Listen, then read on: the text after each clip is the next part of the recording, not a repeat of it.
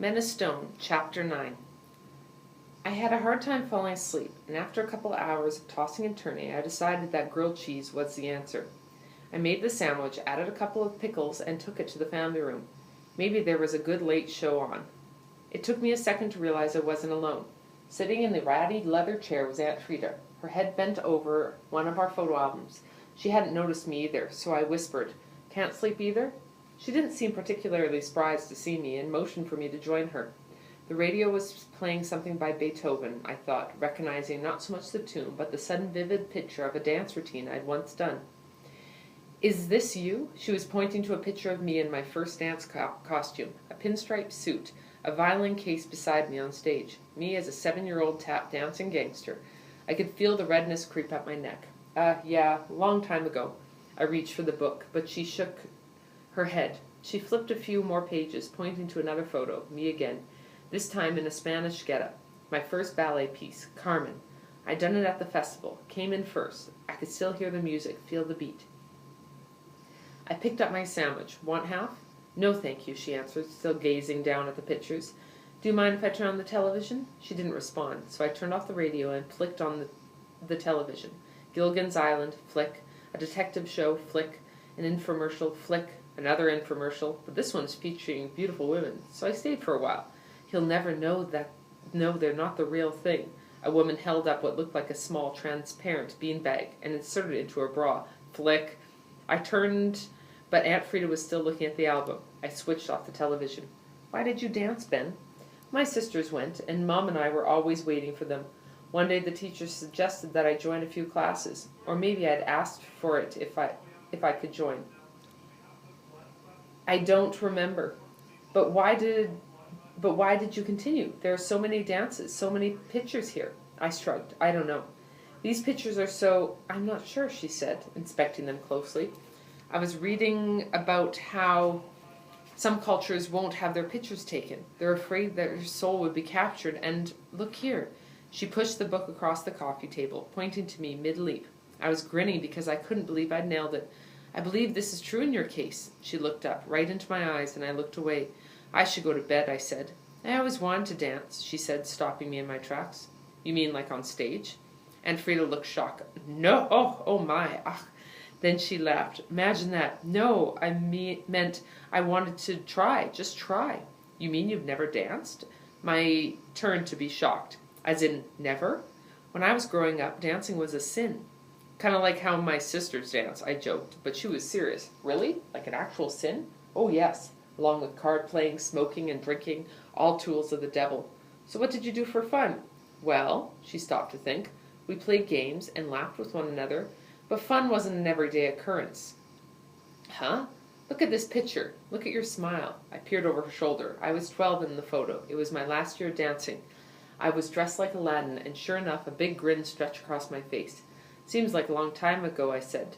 "I was just a kid. So many costumes. You must have been very good. Why did you stop?"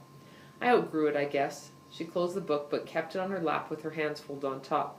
"When I was young, at harvest time, the Russian peasants would come to our village to help gather the fruit. At night there would be bonfires and music. I remember sneaking out of my room one night, just a little.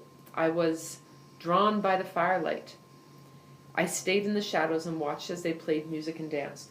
There was one couple, a man and a woman, singing together with such feeling. I was filled with longing, as though I was grasping for something that was in my soul but beyond my reach. Part of me just wanted to slink out of there while her eyes were closed, but the other part knew exactly what she was talking about. The difference was I had known the thing that was inside of me, and I had pushed it away. How come I wasn't invited to the party?" Mum asked, entering the room looking blurry-eyed. "Insomniacs only," I answered. "Did we wake you up?" "I was looking at some of your photo albums, Catherine. I hope you don't mind." "Not at all, Frida. We want you to make yourself at home here," she said, but her voice sounded stiff. "You've been so kind to me, all of you, to let me into your home." Mum didn't say anything, so I did. "We like having you here, right, Mum?" Mum snapped out of her daze. "Of course we do, of course." Aunt Frida's keen eyes narrowed, but she said, all she said was, "I'm going to take this old body to bed. Good night." As she passed by, she stooped and gave me a kiss on the head. It surprised me, but I didn't mind. Mum watched as she left. She's very fond of you, Ben. I really appreciate the time you've spent with her. Actually, I like her. I can see that. Ben put the photo album back on the shelf. Are you glad she's here? I asked. Of course. You don't sound sure, I persisted. Sometimes it's difficult, Ben. What is? The past. You don't talk about it. Mum looked away. I think about about him, she began, then blinked twice hard. I've tried to keep things together, Ben, but it hasn't been easy. She sat up straighter. There wasn't a lot of money after he died. I know, I said, disappointed to where the conversation had gone, but hardly surprised. You should go to bed, I said. Don't you have a big test or something? She squeezed my arm. The one Claude had mangled, and I winced. What's wrong? Nothing. Tennis elbow, maybe. You're playing tennis now? That's good, she said absently. Are you okay here? Yeah, I'll go to bed soon. She bent down and kissed my cheek, and then she was gone. The house was still. I flicked the television back on. A rerun of Brady Bunch flashed up. 6, 8, 9 smiling faces popped onto the screen, each in a neat box. Cheery singing broke the silence of the room. I couldn't stomach the peppy music, so I turned it off when they got to the part where they were living all together, but they were all alone. I could relate. All alone in a house full of people. Joni probably felt that way too. Even Mom. Ever since Dad died, it was as if a big hole had been blown into the side of our house, and nobody could figure out how to fill it. I wonder if Aunt Frida had felt that way when they'd taken Henry away. It was noon by the time I even considered crawling out of my blankets on Saturday. Then Mum came into my room holding a telephone. She had her hand over the receiver. Ben, it's Mrs. Beledo. She wants to know when you last spoke to Stan. I sat up. Yesterday afternoon. Why? Did he say he was going where he was going? Mexico, California. I shook my head. He didn't say. I'm sorry, Marin. Mum spoke to the phone. Ben hasn't seen him since yesterday afternoon. No, he didn't. I'm sorry. Yes, well, let us know. What's up? Mum sighed. Stan didn't go home last night. They have no idea where he is. Are you sure he didn't mention anything to you? Not really. Mum straightened like a golden retriever catching sight of a bird. Not really or not at all? I pulled a sweatshirt over my head. You know how things get over there. He was bummed. And? He said something about Mexico, but he wasn't serious. At least I don't think he was. Mum was already punching numbers into her phone pad. As she left the room, I could hear her telling Stan's mum what I said. I went to the kitchen and poured myself some cereal. Mum sat beside me. Things really are quite bad over there, aren't they? I nodded. Marin and Alan have some problems to work out, Ben. Some problems? I stared at her. Mum looked uncomfortable. I've known them since grade 2, Mum. They fight all the time. They throw things. You'll call them if he contacts you, she said.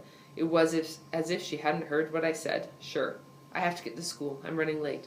But at the doorway she stopped. You know, Ben, maybe it isn't the best time to say this, because I honestly hope that Stan is all right. She looked uncertain about continuing. Yeah? It's just that I don't think Stan is the best influence on you. The words came out quickly. What do you mean? She scratched her forehead. He's just so troubled. Always has been. Of course I'd let you choose your own friends, but... Again with the pause. But, I prodded. He seems like a loose cannon, okay? As if he could go off any moment. I don't want you to get hurt. I took a deep breath. A deep one. He's unhappy, Mum, I said slowly. Some people can admit they're unhappy. I looked right at her. She blinked a couple of times, and she might have swallowed, but other than that, nothing. So you'll call his mum if you hear from him. I didn't even bother to answer. She left the room with her world of facts and figures and grade point averages, where everything made sense. But the real world didn't make sense. You'd think that she, of all people, would know that, and maybe deep down she did. Maybe she'd just given up when Dad died. I decided to walk over to Fish's to see if he'd heard anything from Stan. Go on in, Ben, his mom said at the door. He's still in bed. Can you believe that? Disgraceful. Sure enough, Fish was sawing logs when I crept into his room. I pulled the pillow slowly out from underneath him and watched his beefy head slide onto the sheets. I stood back, having shared enough sleepovers with him to know what would come next. His eyelids fluttered, then he groped around for the pillow. Suddenly he was wide awake, flapping his arms like an overweight duck trying to take flight. Huh? What? He sat upright, flung his legs over the side of the bed and blinked. Then he saw me, grinning down at him from across the room. I flung the pillow at him. Geez, he groaned, falling back on the bed. What are you doing here? I slid down on the wall to the floor. Stan's mom called this morning. He didn't go home last night. No sooner were the words out than Fish's mom came in, holding the phone, doing repeat performance of my morning. After we'd established that no one had heard from Stan, Fish's mom left. Where do you think he went? Fish asked, pulling on some clothes. I told him about our conversation the night before. You don't think he meant it, do you? Fish shrugged. You never know with him. He's always been a little crazy. Remember last year when he spent the night in my treehouse and I found him in the morning? We looked at each other, then headed out. But the tree house was deserted. We climbed up using the weather-beaten rope ladder and onto the platform, the lookout we used to call it. But it barely held the two of us anymore. Seems like a long time ago we used to come up here, Fish said. But it had only been a couple years. Stan and I had met Fish on the first day of grade 8, a trio of shrimps, scared to death of the big school after the safe smallness of elementary school. Since then, we'd grown a foot, didn't fit the old places. Still, I could imagine what brought Stan back here last year. I kind of feel we might not see him again, I said, looking out across fences, garbage cans, and horizontal lines of the backyards of Fish's neighborhood. He'll be back. He just needs some space. It's not that bad over there, is it? As far as I knew, Stan didn't talk about his home life with Fish, just me, once in a while. It's bad. Suddenly, the cramped treehouse felt creepy, and we left. We spent the rest of the day checking out places he might have gone. The arcade, where he was reigning king of the universe, and the bowling alley, where he liked to smoke and jeer at bowlers. The ultimate loser sport, he called it.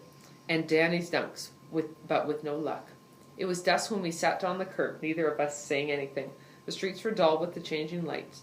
We grabbed lunch at the bowling alley, and it was still sitting there in a lump of my intestines. I couldn't even remember what I'd eaten. Where next? I asked. Fish shrugged, checking his watch. Melody said there was this party down at the lake. Want to check it out? Maybe, I said, unsure. There's nowhere else to look, Ben, I guess.